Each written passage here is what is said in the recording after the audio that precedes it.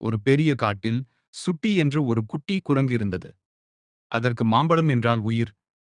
ஒரு நாள் காட்டின் நடுவில் இருந்த ஒரு வித்தியாசமான மரத்தில் தங்கம் போல ஜொலி ஜொலிக்கும் ஒரு பெரிய மாம்பழத்தை பார்த்தது. அடடா, எவ்வளவு பெரிய மாம்பழம் என்று சுட்டி ஆசையோடு மரத்தில் ஏறி அதை பறித்தது. அப்போது அந்த மாம்பழம் திடீரென்று பேசத் தொடங்கியது. சுட்டி, நான் ஒரு மந்திர மாம்பழம். என்னை நீ தனியாக சாப்பிட்டால் உனக்கு மட்டும்தான் இனிக்கும். அதுவே உன் நண்பர்களோடு பகிர்ந்து சாப்பிட்டால் இந்த உலகத்திலேயே மிகச் சிறந்த சுவை உனக்கு கிடைக்கும் என்றது. சுட்டிக்கு ஒரே ஆச்சரியம். முதலில் தனியாகவே சாப்பிட நினைத்தது. ஆனால் மந்திர மாம்பழம் சொன்னதை சோதித்து பார்க்க நினைத்து தன் நண்பர்களான அணிலையும் குட்டிப் பறவையையும் கூப்பிட்டது. மாம்பழத்தை ஆளுக்கு ஒரு துண்டாக பகிர்ந்து சாப்பிட்டார்கள். என்ன ஆச்சரியம்! அந்த மாம்பழம் தேனை விட இனிப்பாக இருந்தது. நண்பர்கள் அனைவரும் மகிழ்ச்சியில் துள்ளி குதித்தனர். சுட்டிக்கு அப்போதுதான் புரிந்தது. எந்த ஒரு பொருளையும் பகிர்ந்து உண்ணும் போது அதன் மகிழ்ச்சியும் சுவையும் தனிதான். நீங்களும் இந்த மாதிரி உங்க தங்கச்சி, அக்கா, அண்ணன், தம்பியுடன் ஷேர் பண்ணி சாப்பிடுங்க.